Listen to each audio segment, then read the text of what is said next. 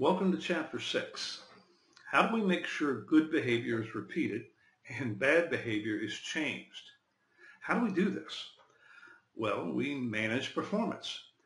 Performance doesn't improve just because we want it to or because we ask that it improve. It doesn't just happen.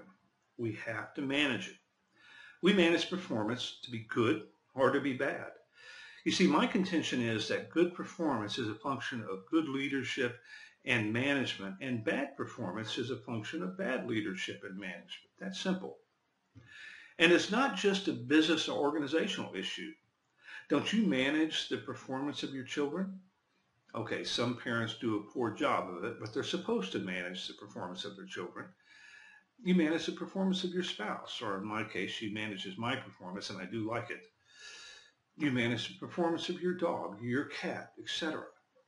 The truth is, we manage performance all of the time, and yes, sometimes manage it well and sometimes poorly. And we should note, managing performance is difficult. Managing performance is painful. You know, my dad always said that it hurt him more than it hurt me when he spanked me. I didn't believe that until I became a parent and saw it for myself. Managing performance is not only about discipline, although that's certainly a component. Managing performance is about defining good performance and defining bad performance. It is about rewards and recognition and accountability, and most important, communication and feedback. Organizations that manage performance well enjoy stability and hopefully success. Organizations that manage performance poorly or not at all enjoy chaos, instability, and possibly failure. I believe performance management is one of the most critical components for successful organizations and also one of the most problematic. As you will see, I have significant passion around this topic. I have spent a great deal of time designing and implementing performance management processes that will encourage and enable meaningful performance management activities. Some worked and some didn't. But in the process of working in organizations and observing leaders that were good and bad at performance management, I have seen firsthand the disparity between both ends of this spectrum. Good is really good and bad is disastrous. Now the text does a good job on this topic, and as usual, I will expand on some of the material. You will have to put up with me on my soapbox and being a little preachy, but once again, I am passionate about performance management. I believe from a leader's perspective, good performance sparked by good leaders is defined by how people perform, not when you're watching, but how do they perform when you're not around. Same as parenting. Performance management is a daily activity. Just ask any parent. It's a full-time job and it is exhausting. Same holds true in organizations. If we and our people perform consistently and at a high level, can success be far away? If our people perform inconsistently and ineffectively, are you confident of our future? You see, managing performance is not a task, it is a duty, and one we should take seriously. You know, I have worked for many managers who were exceptional and managed my performance well, and I learned. I have also worked for managers who were mediocre or poor and managed my performance not at all. Those who took this duty seriously and managed well often were critical and tough and difficult and demanding. But I remember them favorably to this day. I respect them and I'm thankful for their interest and input into my life and my career. And I only wish I could have replaced those who managed not at all, but they were often more pleasant, with more of those who were difficult and tough and demanding. You know, I fear we are losing our ability and desire to manage performance in many aspects of life today. We are too afraid of hurting people's feelings or accepting criticisms ourselves. We have become way too politically correct. What do you think? Am I just an old man ranting? Are we too soft and non-critical? Should make for some interesting discussions on the discussion forum this week. That is, if you're not too afraid to be critical. Welcome to Chapter 6, Performance Management. As you will probably notice, this is one of my hotspot topics. I have passions around this topic I haven't even fully explored yet. What's the old saying? Don't get me started? Whoops, too late. I'm already started. I'll try to control my emotions and not be too preachy, too opinionated, or too judgmental. Good luck with that. My passions run high with this topic because I have seen performance management forgotten, misunderstood, ignored, and abused in so many different organizations and by so many what I considered to be good leaders. On page 182, the text defines performance management as a set of processes and managerial behaviors that involve defining, monitoring, measuring, evaluating, and providing consequences for performance expectations. I'll draw your attention to the reference to a set of processes and managerial behaviors. Organizations often spend a good deal of time on developing a set of processes often called performance appraisals. And for the most part, these sets of processes are well structured and could be very effective. They could be effective if it were not for the second part of this definition statement, managerial behaviors. The processes are designed to accommodate the defining, monitoring, measuring, evaluating, and providing consequences for performance. The problem is that the managers must actually do the defining, measuring, etc. The other problem with this definition is that it leaves out a very important part. Performance management requires that the results of the defining, monitoring, measuring, and evaluating be communicated in an honest, readily understood manner. How could the authors leave out communicating? Failure to communicate, to quote an old movie named Cool Hand Luke, is the reason many managers fail miserably at performance management. To be fair, the authors do cover feedback or communication extensively later in this chapter, but they do leave communicating out of the definition. It's really amazing, isn't it? The formula for good performance management is simple. Define good performance, observe good and bad performance, communicate that to the employee or the other party. Although defining, measuring, etc. can be a problem for some managers, I have worked with many who do a good job on that. But many managers tend to make that part of the performance management process more complex than it really is. I once had a very good and intelligent manager call me up and exclaim, "Willie, this performance appraisal system is killing me. It takes me 3 to 4 hours to fill out the forms before I even talk to an employee. At this rate, it will take me all year to finish my appraisals." I told him that I filled out the same forms in no more than 30 minutes and was ready to have the meeting with the employee then. I agreed to meet with him and go over the process. I discovered that he was trying to answer every question from the employee before it was asked, anticipate every situation, and define performance parameters down to microscopic levels. I'm surprised it didn't take him longer than 3 or 4 hours to complete the forms. When developing performance appraisals for my employees, I merely reviewed the period performance from the records in my memory, mentally classified them into good and not so good behaviors, and made a judgment. I then completed the form based on those observations, memories, and judgments. 20 to 30 minutes later, I was ready to talk to the employee. Why was mine so comparatively easy? Well, I didn't anticipate questions or situations. The meetings was a communication session. I expected and hoped that the employee would have questions, disagreements, and opinions. And if I couldn't answer them, then maybe I needed to revisit that part of the process. I expected and wanted some conflict and disagreement. You see, that creates good communication. Through the give and take of real communication, both the employee and I became much more aware of our mutual definition of good performance and our expectations of each other. Isn't that what performance management is really all about? Now, this manager, whom I must reiterate was very competent and intelligent, was really fearful of the communication process. He was intimidated and felt that he needed to have all of the answers. In his mind, it wasn't a two-way communication. It was his telling and the employee listening and hopefully providing no resistance. His fear of the communication part caused him to make the other parts much more complex. So the real problem is communicating. That old performance review meeting with the employee causes acid reflux in even the highest level managers. It has always amazed me that even CEOs, and I have reported to a number of different CEOs in different companies, have problems giving honest and direct feedback face to face with employees.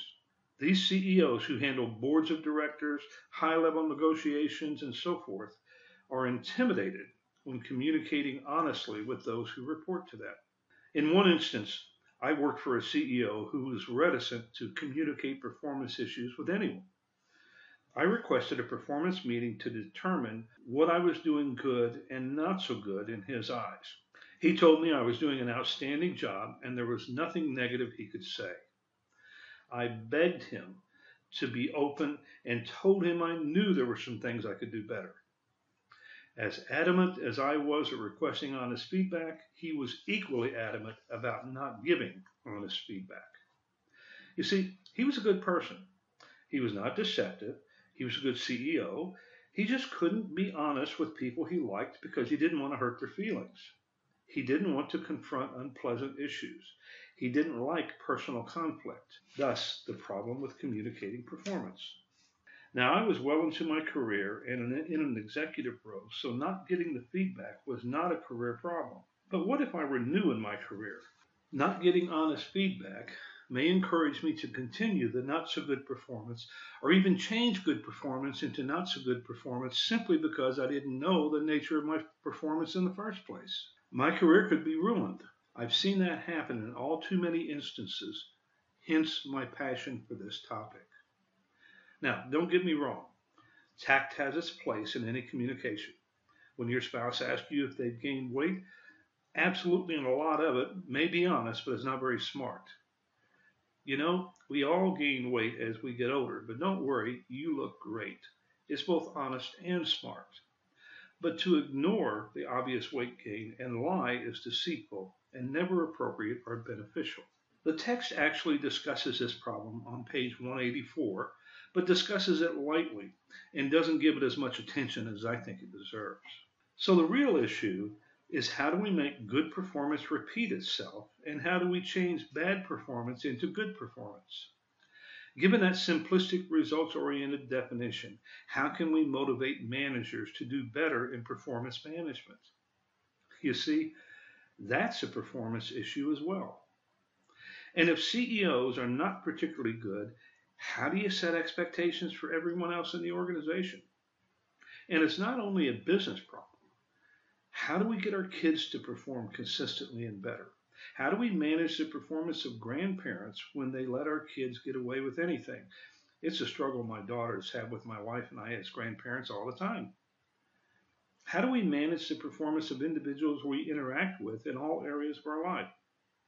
Performance management is much broader than merely business and work. It's a life issue. One way to manage performance, either maintain good performance or change bad performance, is modeling. Show others by doing yourself. Teach others good performance by demonstrating good performance yourself. It's hard to get people to be on time if you are consistently late yourself. So the solution of performance management starts at the top of any organization and drives downward. It starts with an unrelenting commitment to honesty and accountability. It starts with the realization that the success of the organization and the individuals within the organization rest on defining good and repeating good in all aspects of the business. It starts with communication, but it does not end there. Communicating performance critically to individuals means that good, poor, and average performance is discussed. It may also mean some pain, hard feelings, and discomfort on both the employee and the manager's part. I discussed this in Chapter 1 and labeled it an ethical dilemma. But as I've implied, the consequences for dishonesty are high, and on the other hand, the rewards for honesty can be significant.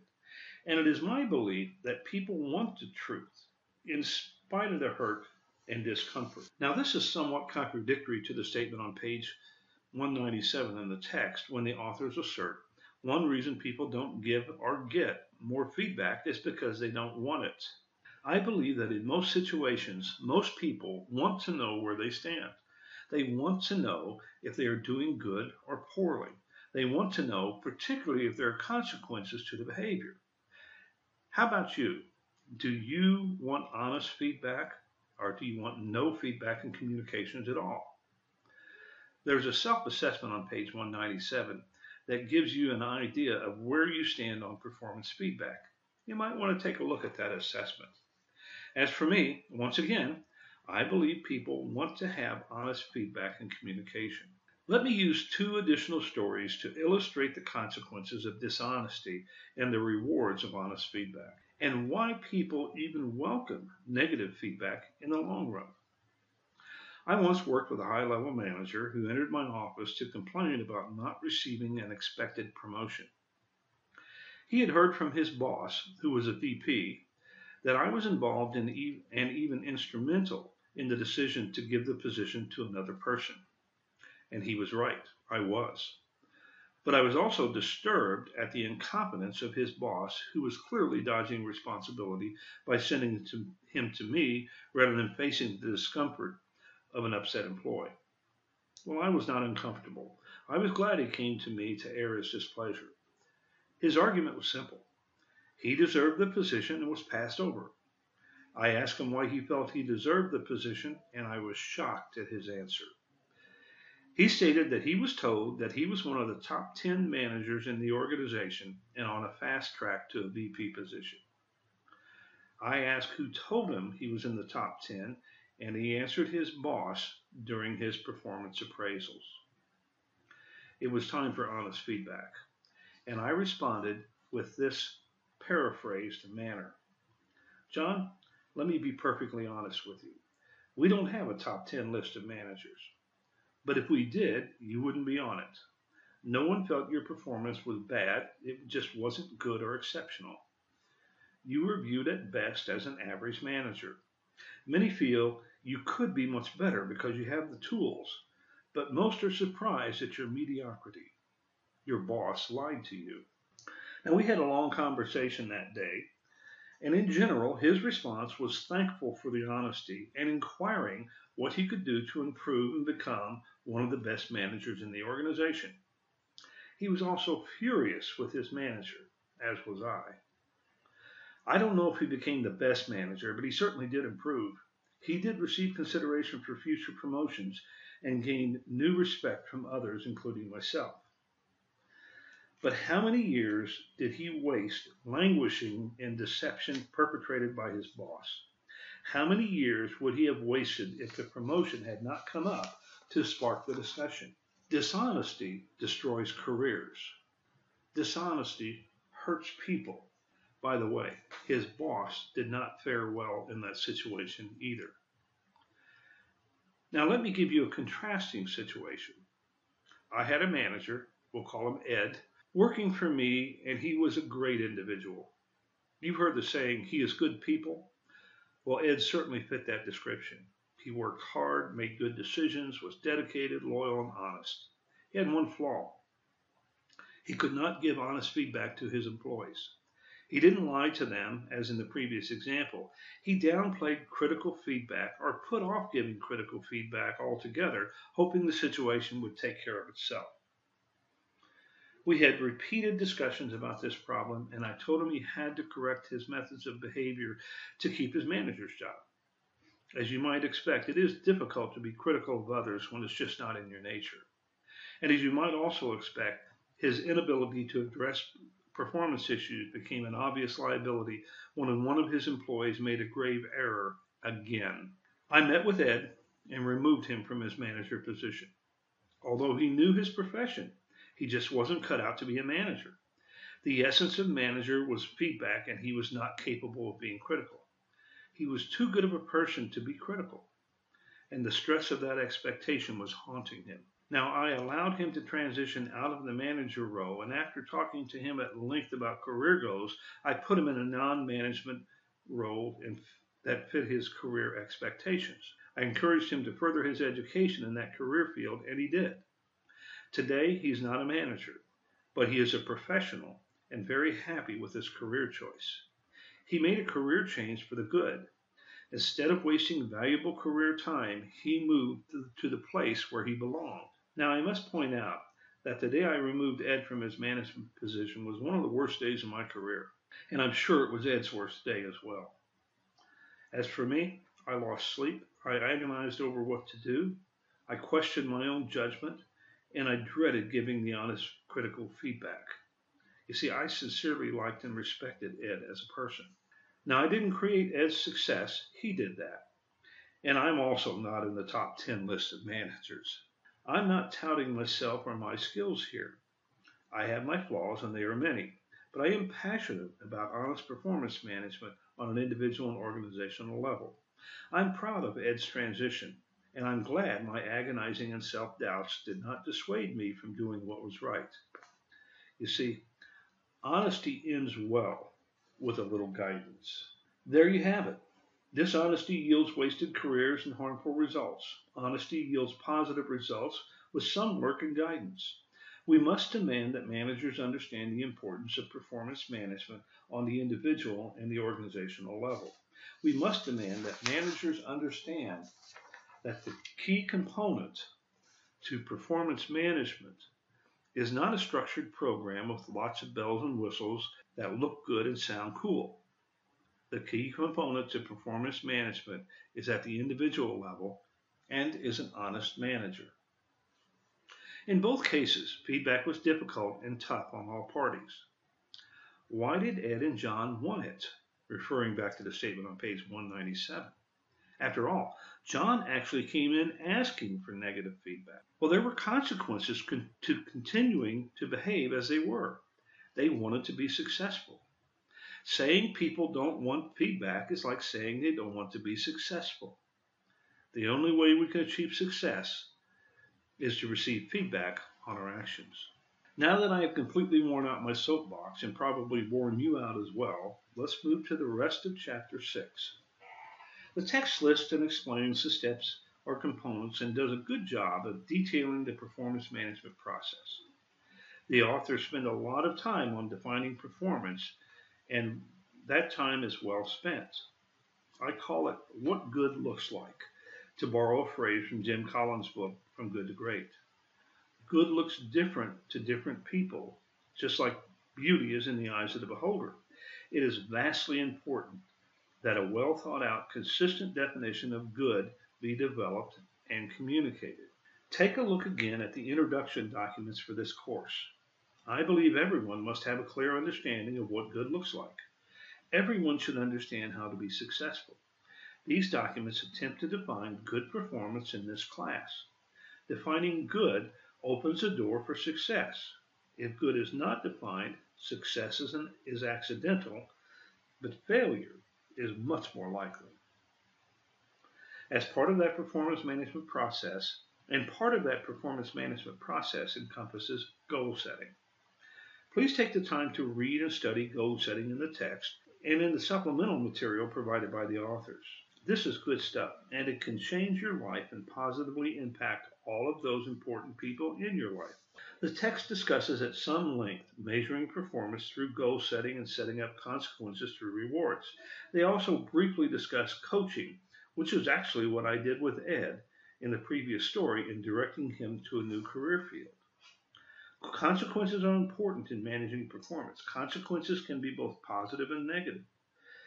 I believe when consequences are established, understood, and people are held accountable, behavior and performance likely change. So how do you give effective feedback?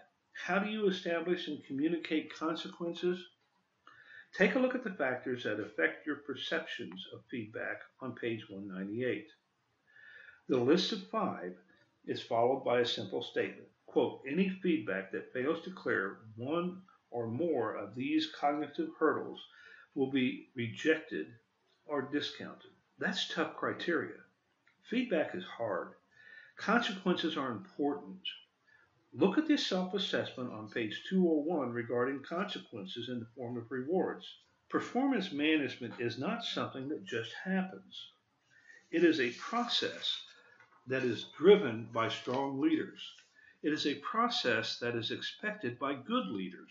It is a process that is demanded and valued by good employees. If I were to sum up this chapter, I would probably list the steps in performance management as these. Number one, define good and bad performance. Number two, observe performance continuously.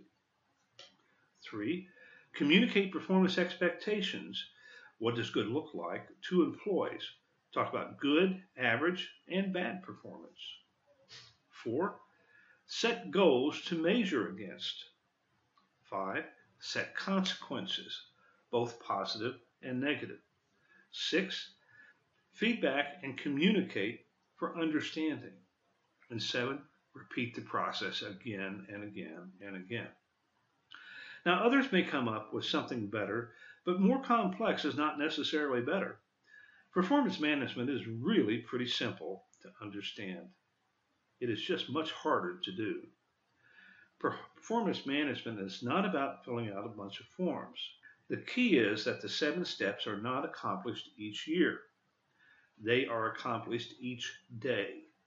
Performance management is a continuous process conducted on a daily basis, not an annual basis. My annual performance reviews and performance communication and feedback sessions with my employees were quick and not threatening to me as a manager, because they were essentially a review of the things I discussed with them and told them throughout the year. There were generally no surprises. And if an employee was surprised, we were thankful for the opportunity to clear the air and reach an understanding of each other's expectations. When performance is continually poor, it is normally not the fault of the performance management process. It is usually the fault of poor management and poor leadership. We as employees and individuals in organizations all have our problems. We have good times and bad times. But generally, performance improves and is good. If an individual performance is bad, but leadership is good, that performance won't be tolerated for long. The performance will change, or the individual will leave the organization. If they don't change or leave, we are back to poor management and poor leadership again. Thus, there is no escaping that performance management is a function of management, more so than employees or individuals. Do you agree?